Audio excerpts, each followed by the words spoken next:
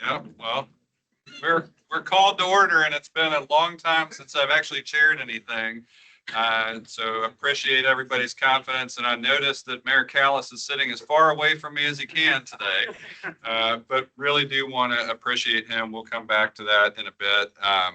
But first of all, welcome for Transportation Policy Board members, our guests. We are very delighted to have Sonia Baker present with us with the Tennessee Division of the Federal Highway Administration. And I think we will get to hear an overview of the quadrennial review during the staff report today. So thank you, Sonia, for being here. First of all, before we move on to the rest of the meeting, I'd like to seek approval of the minutes of our May 20th meeting. So I would accept a motion. Got a motion? Second. Got a motion and a second. Any discussion on those minutes from the May 20th meeting? Hearing none, all in favor, please say aye. Any abstentions? Any noes? All right, we have approval of our minutes. Now, second item on our agenda is public comment. I would like to see if anybody from the audience is here to offer public comment. See no hands. Any interested can share comments with the staff at any time by emailing comments@gnrc.org. So without public comment, we will move on to action items on the agenda. The first up is item 3A. And so Daniel, I guess we'll ask you to present on the regional transportation plan. All right, thank you, Mr. Chair. We have one amendment to the regional transportation plan today. As a reminder, the long-range transportation plan is required by federal law for MPO areas. It must cover 20 years. We do a 25-year lookout, and it accounts for all the federally funded and regionally significant projects, regardless of implementing agency. It is a fiscally constrained plan, so we make revenue projections and apply those to the projects that are prioritized in the plan to show a balanced budget, and it addresses 10 federal planning factors, national performance-based planning requirements. It has to be updated every 5 years. And as you remember, we went through a long cycle of updating this one and adopted the plan in April of 2026.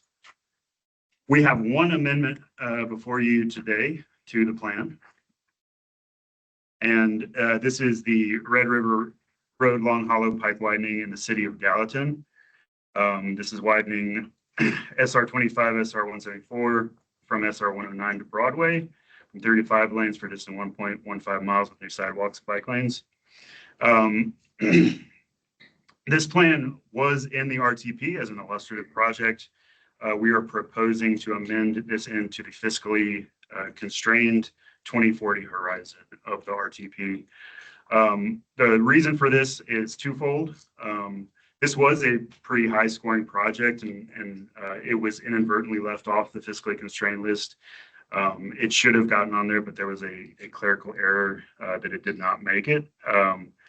But also TDOT has moved forward with 386 improvements, which is adjacent to the Long Hollow Pike. So this kind of raises the timeliness of this as well, which is why we're moving it into the RTP.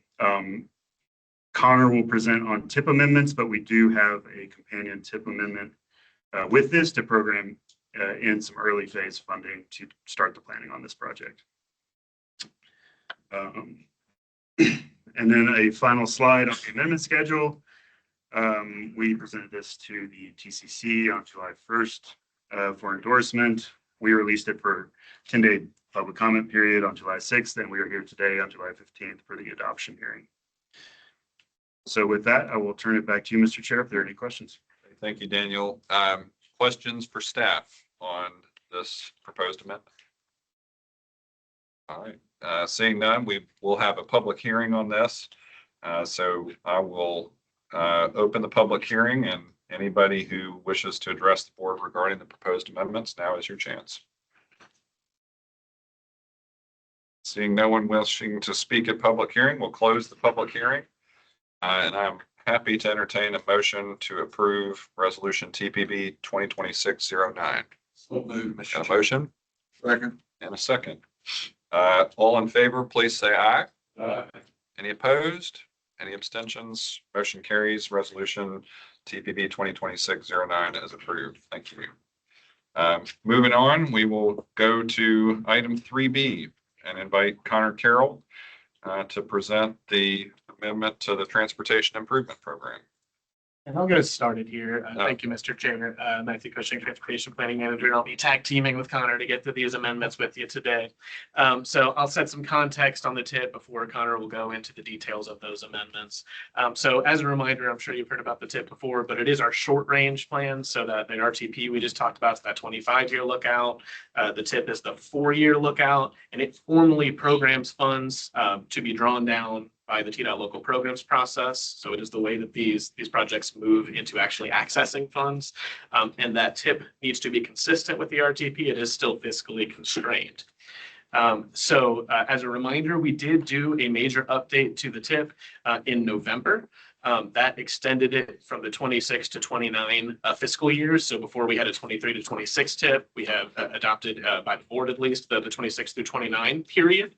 At that time, we were still in the process of doing our RTP update. So we didn't have new prioritization for new projects. So there are certain things we did and then certain things that we're going to be continuing to do today in upcoming meetings. What we did in November was we extended that horizon. We took away any notations about funds that have already been obligated. Any projects that had funds programmed but had not been obligated yet, we carried them forward into the 26 to 29 horizon. We added some TDOT projects from the 10-year plan, and we did also add some regional grouping projects through the GNRC project listings. What we did not do at that November update is program new sub-allocated funds for locally managed or local sponsored projects. So as we did adopt the RTP in April, we are now following up on that process. So further process reminders, we opened a call for projects after we adopted that RTP. Basically, we asked people to submit specific details of projects that were ready to move forward. So a major difference when we're doing the RTP, we prioritize by horizon. Then people say we're ready to move that project forward. They submit an application for the tip and they demonstrate that the project is ready. We did review that the readiness factors. But there's a few things that we're doing to that tip call for projects. Where either if there's cost increases, cost overruns on projects, we're potentially adding funds to those projects. If a project had earlier phases, like they did design work, but they hadn't moved to right away or construction yet, we'll be adding those phases to the project. And again, any new projects that are ready to begin, start from the beginning based on readiness and the RTP prioritization. So there, we'll get into the very specific details with Connor in a moment, but I do want to give you some high-level summaries of what is in the packet for you today. We will show a lot on the screen, but you have even more detail on every one of these projects in your packet. So the 4 kind of buckets you'll see, the group 1 here is adding state allocated prop funds to existing locally managed projects. So these are not sub-allocated funds that the MPO controls or directs in the sub-allocated way, but they're adding those and they kind of look like your normal amendments you'll see on a regular cycle. Number 2, this is where we start to get into the sub-allocated funding that we are proposing to add to these projects. This is about 50 million we're proposing to add, and this is to existing TIP projects. So projects that have already started, already have programming in the last TIP, and they're getting more funding as suggested. Group 3 are new projects that were not in the TIP currently. They were prioritized through the RTP process. They have demonstrated readiness. We are proposing to add funds to get those started. That's about 15 million in funds that we're proposing to add. Finally on the list, there are state managed projects, so TDOT managed projects. These add about 127.5 million. This is state and federal funding in that number. And those are the last 3 in the packet you'll see today. Some other notes I do want to make. This is not the last time you're going to see a large slate of amendments come through. There are 2 more that we're watching and planning to get to you in September. So one, there are more TDOT projects coming down the pipeline. We'll be meeting to discuss some of the changes from the 10-year plan, et cetera. We worked with TDOT to get any time-sensitive ones in on this cycle, but more meetings are required and more clarity is required before we can add the additional. And also, when it came to the transit funding that is programmed here, at least by our interpretation, the requests outstripped the available revenue. So we just need to set up some meetings with the transit agencies to get those details hammered out.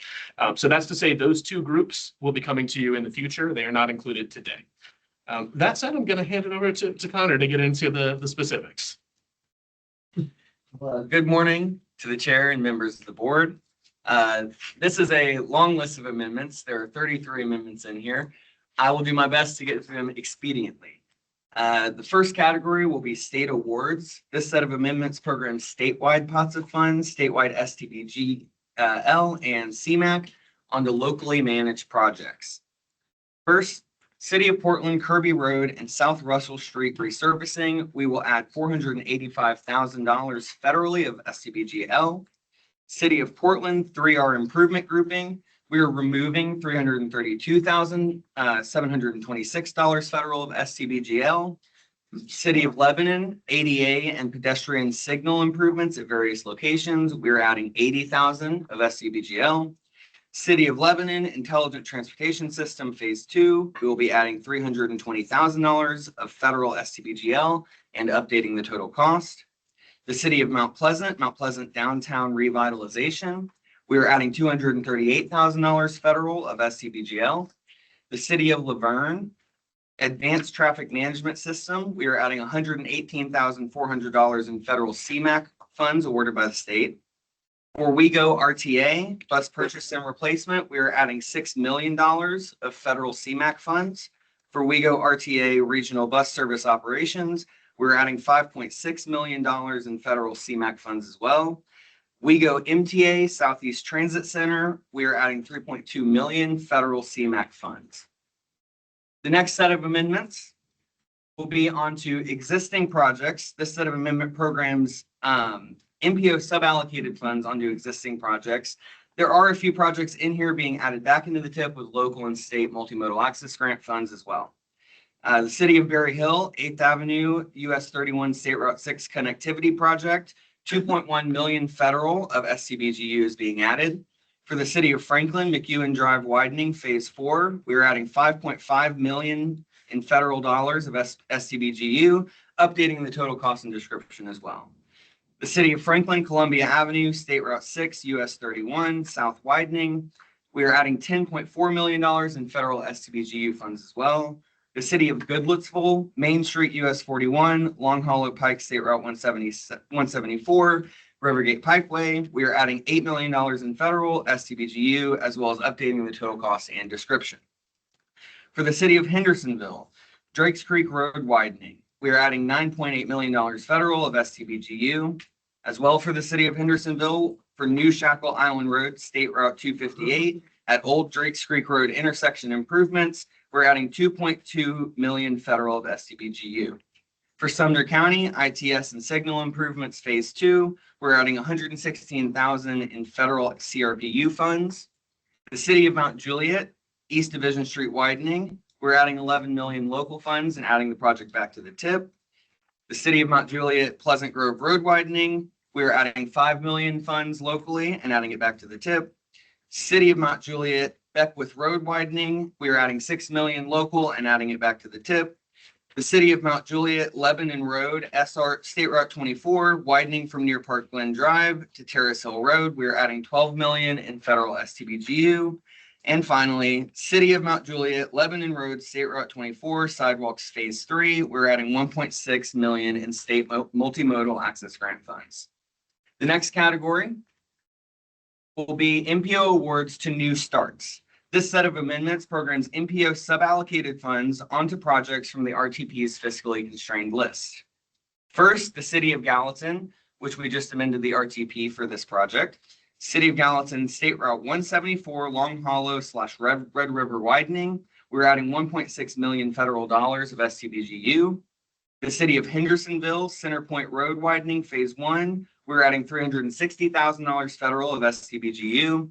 City of Hendersonville, Indian Lake Road school zone improvements. We're adding $2.3 million in federal STBGU. The City of Hendersonville, Main Street reconstruction Phase 1. We're adding $2.4 million in federal STBGU. City of Hendersonville, Sanders Ferry, reconstruction phase 1, we're adding 1.6 million in federal STBGU.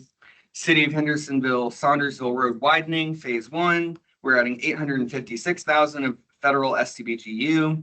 The City of Lebanon, Hickory Ridge Road bridge replacement, we're adding 690,000 of federal STBGL funds and adding the project to the tip. For City of Hendersonville, Rockland Road and Imperial Boulevard intersection improvement, we're adding 3.2 million federal STBGU. And for the town of Smyrna, Rocky Fork at I-24 to Williamson County Connector Phase 1, we're adding 1.7 million federal to STBGU. And finally, the list of TDOT managed projects. This set of amendments programs state funds on the project that are managed by TDOT. Notably, these are NHPP funds that are fully federal and state split without local match. The first is TDOT's Columbia Pike State Route 6, US 31 widening from Duplex Road, State Route 247 to Thompson Ridge Road / Buckner Road. TDOT is adding $21 million total of NHPP. The next project, TDOT's I-40 widening from I-840 to State Route 26, US 70. We're adding 72.3 million in NHPP funds. And finally, TDOT State Route 65 spot improvements. We're adding 7.7 million in total NHPP funds. And that's the laundry list. Thank you. Back to the chair if for any questions. Thank you. Chairman, I so move. Hang on a second, Mayor Clary. Connor, thank you. Matthew, did you need to add anything else by way of summary? All right. Any questions for staff? Got a question, Mr. Chairman. Referring back to the bus purchase and replacement, he said 6 million, and I think there's a error as far as it says add. I think they missed a 0 in the description of the amendment. So Which item is that, Mr. Moore? 2026-043. That's got it here. Okay. Oh, I see. Yeah. So I would second Mayor Clary's. All right. We're going to count that. Well, first, actually, we have to go to public hearing on this item as well. So I will open the public hearing. Do we have anybody seeking to address the board regarding all of this collection of amendments or any of them? All right. Seeing no request for public hearing, we will close that. And now I'll seek a motion on the resolution. I'll make that motion. All right, Mayor Henry and Mayor Moore, TPB 2026-10. Any discussion? All right, then. All in favor, please say aye. Aye. Any nays? Any abstentions? Motion carries. The Transportation Improvement Program is thusly amended. We'll move on to item 3C, and I will turn back to Matthew Cushing to describe the Unified Planning Work Program. Thank you, Mr. Chair. So I'll be talking to you about an amendment to the UPWP today. There is some requested action we will be discussing with you. So just as context setting again, the UPWP is similar to the TIP and RTP you've heard about in that it programs funds that come into the region. Specifically, one of the two things I'm showing on the screen now, the federal programming of PL and 5303 funds that come through TDOT's Consolidated Planning Grant. So one of the things the UPWP does is it actually directs MPO staff time. So it shows the projects that we will be working on as staff. It also shows projects that we may be using these funds for on consultant dollars. Additional to that federal programming requirement, the UPWP lists planning projects that are regionally significant that our partners are undertaking for a few reasons. One, it's important to show what's regionally happening, but also it encourages coordination. It encourages communities to, if a neighboring community is working on a project that's relevant, to get involved in that project to make sure that if there's something happening that may impact other communities, that it is involved. So both of those are listed in the UPWP. That UPWP is a 2-year work program. This current UPWP is for 2026 and 2027. So today we're bringing an incremental update to you. So as a reminder, again, kind of similar to what I said last year, in 2025, we did a major update to the UPWP, just kind of like a starting fresh on the new horizon. Right now, we're bringing a year update. We're saying, has anything changed in the last year that we need to show? What I'm going to show you on the screen, I'm not going to read you every bullet point, but there's a list of all the projects that are in the UPWP. There's kind of two sections. There's the GNRC activities and the partner activities. Anything that we are adding here is highlighted in blue, or any changes that we are making. Similar to the tip, I will mention we don't show every detail on the screen here, but there are details of these projects that go beyond what's shown on the screen in your packet. So on the GNRC side, we have one addition. We will be updating our regional ITS architecture. This is a request from Metro Nashville, who I'm sure many of you know has, as part of the Choose How You Move initiative, there's a large smart signalization effort there. They are currently going through and updating their ITS architecture to make sure that they have a good understanding of all the smart systems that they have. And they've requested that we do a regional update on that as well to coordinate with that activity. On the partner side, there are a number of additions. Spring Hill has a major plan update that we are listing here. Franklin's multimodal study, the master planning has another phase of work that is upcoming that we've added here as well. City of Murfreesboro asked to push their microtransit study into a new horizon into a later year, so it does not show in the current UPWP as proposed. And then there are a few corridor or sub-area studies through Metro Nashville or Thompson Station. As mentioned, those are in more detail in your packet. Please let us know if you have questions, but otherwise I'll hand it back to you, Mr. Chair. Thank you. Questions from members to staff on this amendment? All right, hearing none, this is another item where we will have public hearing, so I will open the public hearing. Does anyone wish to address the board on this amendment? All right, hearing none, we'll close the public hearing, and I would entertain a motion to approve Resolution TPB 2026-11. Approved. Second. Seconds. Take one of those. Any discussion? Hearing none, all in favor, please say aye. Aye. Any opposed? Any abstentions? All right, motion carries. Resolution TPB 2026-11 is approved. Mr. Chair, before we move on from that item, I just want to acknowledge that the comprehensive planning activities are not listed at the table. We're just listing the studies with known budget. So if you're looking for your comp plan in the table, that's why it's not there. But they are incorporated into the amendment themselves. Thank you for the clarification, Mr. Skipper. All right, that concludes our action items for the day. Move on to informational items. Item 4A will be one of both my favorite and least favorite at the same time, because Mayor Callis has left me here at this end of the table.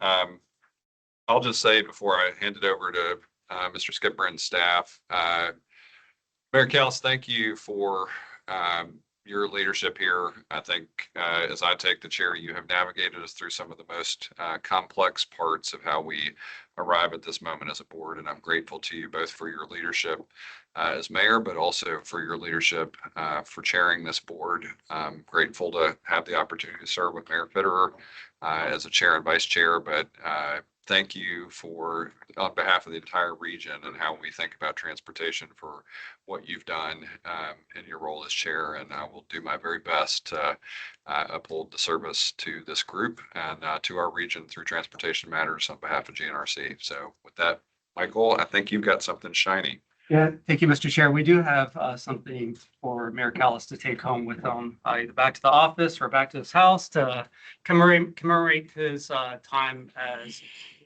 chair of the Transportation Policy Board. I think from the staff's perspective, I think we want to say that, Mayor Callis really rose to prominence as a leader of the Transportation Policy Board, serving in the role of vice chair, but was really instrumental in moving forward the project delivery task force that was being chaired by Mayor Reed at the time. And I think his leadership on that task force really prepared him to take the reins as chair of the Transportation Policy Board.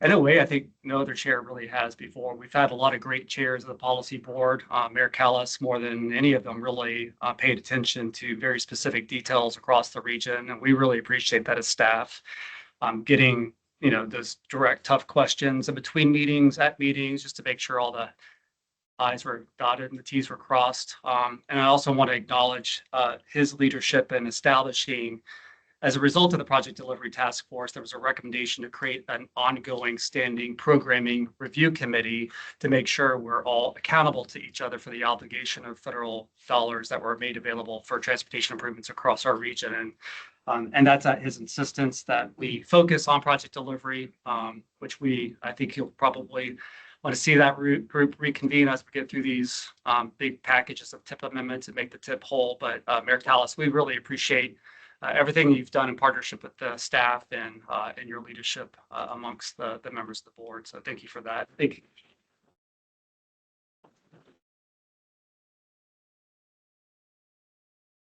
The plaque has been hand delivered to you there, so the floor is yours. Appreciate staff.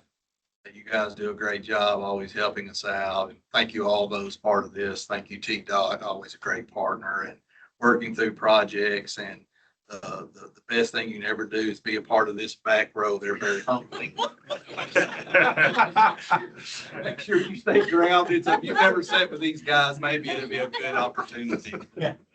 No, thank you. It's been a great opportunity and a great honor, and I've learned so much. It's been really good. Thank you. Let's thank you. And I know we've had a lot of conversations in nearby settings about the importance of immediate past chair. So you might very well be hearing from me as you step into that new role. So thank you again for your leadership. All right. So Mayor Moore. Since it's informational item time, if I might offer some information. This may be the last meeting for Mayor Anderson, Mayor Vogel, and Bob Ryle. We're not rushing them out, but I thought it might be appropriate to make a few comments right now. And I don't think that any words that I can say can actually do justice to the impact that these mayors have made on all of us. Certainly their leadership has been exemplary. They've personally, Mayor Anderson's been a great mentor to me, and I'm sure he has to many of you. Also a great encourager, great idea people.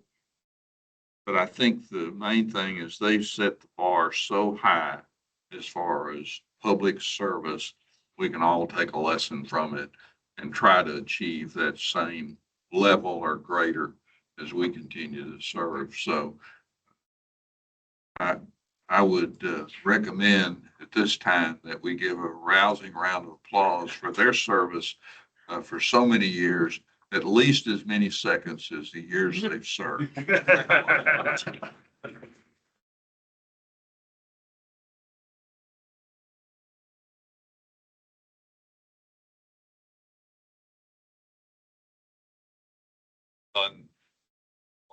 I'll echo a little bit of that and say one of the things that's been a treat for me from the perspective of Nashville and Davidson County is to know how well served Middle Tennesseans are by this incredible collection of mayors. And I know those that are retiring or ending their period of service really appreciate, because I know Mayor Anderson in particular, I met you and Mayor Moore about the same time when the Mayor's Caucus and so many of these things were really coming together. So it's been great to serve alongside you all, and Mayor Vogel, Mayor Dial, really Ryle, really appreciate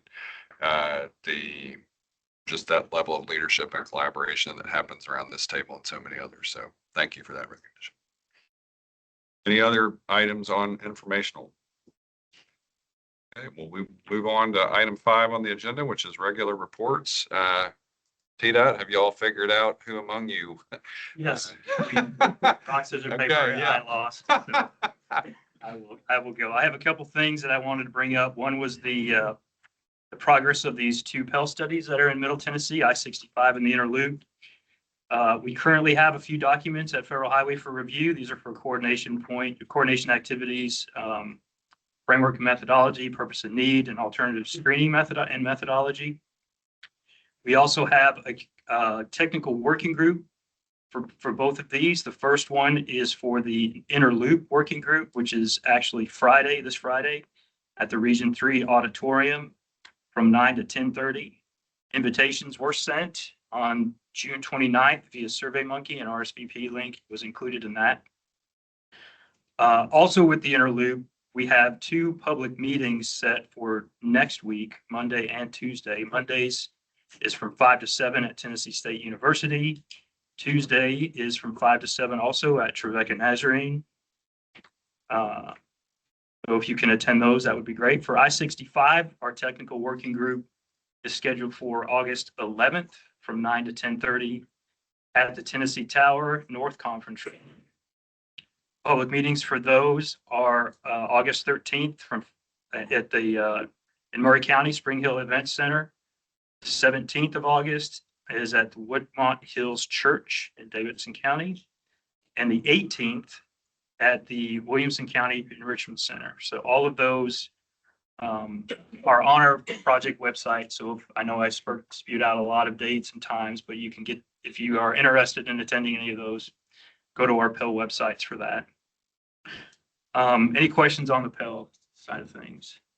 If not, I was going to go into our SPP, our statewide partnership program. We have re-released the cycle for this new year. It is due August 31st. There's something new about this where we have incorporated both the multimodal access grants and the TAP grants that we normally do as a standalone grant call. All of that is now combined into the SPP application and can be done within one application. You should have received an email that provides the application via link. Our website is also up and running too. If you need more information, it has a bunch of frequently asked questions that we get.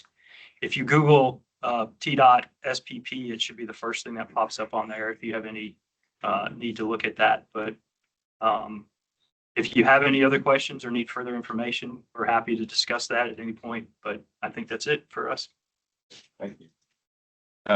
We'll postpone. Jonathan Marston was unavailable today, so we will postpone the coordination committee report until next meeting.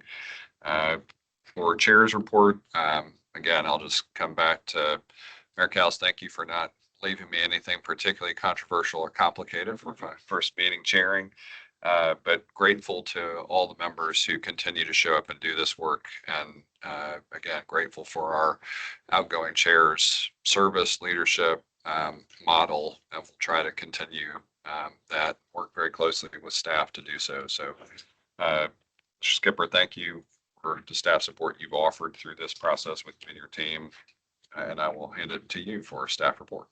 Thank you, Mr. Chair. We do have a few things to share with you, but before we do, I wanted to introduce you all to Sonia Baker with the Federal Highway Tennessee Division, who is leading a joint review being conducted by the Federal Highway Administration and the Federal Transit Administration of the NPO process. The big partners in that process are GNRC, who administrates and staffs the Transportation Policy Board for that Nashville area NPO, TDOT, who leads from a state perspective, and we go mainly as a designated recipient of FTA funds in our region, but the transit agencies in general, really the three parts of the agreement for the NPO planning process. The last certification review that we undertook was in 2022, so it is every 4 years the two administrations conduct a review. So I'll turn it over to Sonia Baker for an overview of the process, and then she's got a request for you. Thank you, first of all, for having me this morning. A little bit too quick. So again, this is the 2026 Transportation Management Area Certification Review. Again, like Mr. Skipper said, it's a joint review between FHWA and FTA. So before I present, I'm going to note this disclaimer right here. I'll read it to you officially. Except for the statutes and the regulations cited, the contents of this presentation do not have the force and effect of law and are not meant to bind the states or the public in any way. This presentation is intended only to provide information regarding the existing requirements under law or the agency's policies. Okay, so what is a TMA certification? So the TMA certification, again, every 4 years, is for metropolitan areas that have a population of over 200,000. And again, it's conducted every 2 years. And it's a part of the 2 CFR 450-336. And again, it's a joint review. And the Nashville TMA includes 1 MPO and is serving 7 counties. Okay, so why is your input important? The public's input can help to shape the MPO's, the Metropolitan Planning Area's planning process. And like we talked about today, you went through several planning documents such as the UPWP, the TIP, the long range plan. So your input is very important. Our public comment period starts from July 22nd, which is when we did the in-person meeting, to July 22nd, from June 22nd to July 22nd, excuse me. So we give ourselves about a 30-day comment period. Comments can be emailed or mailed to us during this period and will be summarized in the report. And our email addresses are at the end of the report, end of this presentation. Okay, so here are a few of examples that you can, or topics that you can provide comments on. Your experience navigating the MPO's website. From my understanding, you guys are going to do an overhaul of your MPO website. Your experiences receiving notifications of planning process. This is your opportunity to comment on the MPO's documents, responsiveness to your comments, and your ability to access meeting and documents for your specific accessibility needs or physical requirements. Again, those are some areas that if you want to provide comments, we are welcoming at this time. Okay, so what is the outcome of this certification? The Federal Review Team will issue a report that summarizes its findings to the MPO. And again, the federal, just to kind of give you a overview of the Federal Review Team, of course, it's FHWA, FTA, but FHWA Tennessee Division experienced some staff loss. So we have actually partnered with our division offices of Mississippi and West Virginia, that those planning staff personnel. And then, of course, FTA, which is out of Atlanta Region 4. The final report will certify the MPO's planning process for the next 4 years and will result in any findings or recommendations or accommodations. Okay, so what is the planning process? Again, this references 23 CFR Part 450, the process by which the transportation decisions are made, how projects are planned and prioritized within the implementation of within a region. The MPO prioritizes their needs with their MPO planning areas. And it lays out a framework for the transportation system. And of course, you guys have seen it through the transportation documents that were presented today. Again, who all is involved? Yourselves, which is the policy committee, technical committees, community committees, roundtable committees that the MPO has here. Of course, the state DOT, public transportation operators, any local jurisdiction, excuse me, and local residents, interested groups, and of course, FHWA and FTA, and any other stakeholders that are involved in the transportation planning process.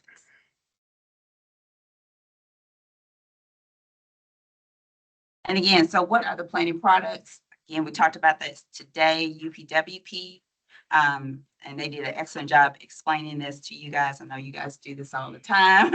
The regional transportation plan, the metropolitan transportation plan, the congestion management process, the TIP, and of course, the public involvement plan. And all these are still on your website. And these are the items that we will include in our report that we did a desk review on. Okay, so how can you provide comment to us? You can provide comment to myself. I'm acting program team lead, or Ms. Bode Burr. She is our actual, she was acting when I did this presentation, but she actually got promoted to the DA position within our office. And of course, you can email us here. We're welcome letters via mail also. So at this point, I'm welcoming any comments or questions about the process or about the review.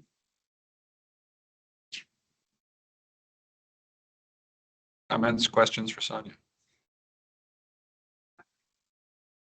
Thank you, Sonia. And just a reminder, the slides that you're looking at on screen are available at gnrc.org/slides/TBB in case you're not able to write down that email address as we move on in the presentation. But before we get to the TIP status report, I wanted to, actually, let's go ahead and go to Will for the tip status report, and then I'll wrap up with a few additional items.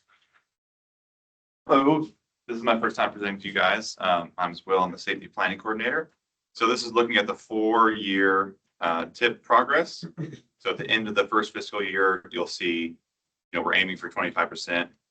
And this is a month-old data from TDOT, but right now we're at 1717. So we're 17% of the way through the 4-year tip, and we've obligated 17% of the 4-year tips money. And you just approved all these great amendments. The next time I see you, it'll look like we're behind because we just programmed a lot of money. So we're looking forward to working with you guys to draw down these funds. Thank you, Will. Any questions for Will? One change to the tip status report that is forthcoming is that we intend to work with the transit agencies who have access to the obligations of FTA funds to provide that information to you on a regular basis as well. There's some sausage making involved in that process, so it might be a couple of meetings before we get to that point, but that is a request that has been made. We're happy to oblige. Thank you, Will. And then for my part, a couple of additional things to mention. One is that we were approached last week by Pilot Travel Centers / Flying J to partner with them on an application to the USDOT Infra Grant program. There's some set aside money to help invest in commercial truck parking facilities, as some of you may know, as reflected in the state's multimodal freight plan, Tennessee Highway Safety Plan, and the NPO zone freight planning activities. There's a growing concern about where trucks are parking due to the limited capacity for official truck parking. Sometimes these trucks are parking on interstate ramps, which become a safety issue, or parking in maybe less than desirable locations within your community, just wherever they could find space in order to stay in compliance with the regulations for driving a semi truck. And so they are very interested in tapping to this infra grant program to invest in additional truck parking capacity at their existing store sites and potentially adjacent properties to those existing stores in Lebanon, Laverne, Murfreesboro, and Knoxville. So they originally approached TDOT about this. TDOT is supportive of this application, has provided a letter of support, but is already, I think, positioned to apply for another grant, another project, and you can only submit one grant application per eligible entity. So staff is recommending that, has been working with Pilot Flying J's and is recommending that we pursue this application. And if awarded, would help administer this project statewide. It's a $40 million project, again, to expand truck parking capacity existing pilot sites. We are working with the local communities just to make sure they're aware of what's happening. It is a long shot in terms of a competitive grant application, but very hopeful that we can get some funds to this region set aside specifically to address this. I'd say emerging issue, but it's really been something that's been on the radar for some time now. If you have any questions about that, feel free to reach out to me after the meeting. And then lastly, to Mayor Moore's acknowledgement of our outgoing mayors that serve on the Transportation Policy Board. I want to look ahead to the upcoming meetings. We are scheduled to meet in August as a regional council body. So I hope that if you are a county mayor and about to roll off from your position there, that you'll join us in August, potentially with, if this is after the elections, I can't remember, what date is the elections? The 6th. So we'll know who the mayor-elects are. So it'd be great if you could bring, just like Mayor Vogel has brought the incoming county mayor to the regional council meeting in August. I think, Steve, you are not having an RTA meeting in August. You are not? Perfect. So we will repurpose your time. I'll commit to bringing coffee and cake so that we can have a reception and just kind of celebrate the leadership of Mayor Anderson and Mayor Vogel. Then also on the regional council, we have Mayor McCarver and Mayor Ryle, who will not be continuing in their roles. And then Joe Pitts has a little bit more time left, may have another meeting or two, but we'll also honor his time serving as chair of the regional council and his tremendous leadership for the city of Clarksville. And in partnership with Wes Golden, leadership from Montgomery County. So that's a look at upcoming meetings. Unless there's anything else from staff, conclude our report. Hand it back over to the chair. Thank you, Mr. Skipper. Thank you, staff, for all of the information today. Thank you, Sonia, for being a part of the staff report process. And please do feel free to follow up directly with Sonia and her team with comments on MPO. All right, item 6, other business. Does anyone have other business to bring before the board today? All right, seeing none, that, oh, yeah, sorry. I just wanted to kind of give an update on the STIP. We are working on the FY 26-29 STIP. Again, it's a joint process between FHWA and FTA. We have completed our desk review, so we are working with TDOT on getting those items finalized. So just kind of wanted to give you an update on the process of that. So it is working. We're trying to get it done as quickly as possible. Great, thank you. Other items for other business? All right, seeing none, that brings us to item 7, and I would accept a motion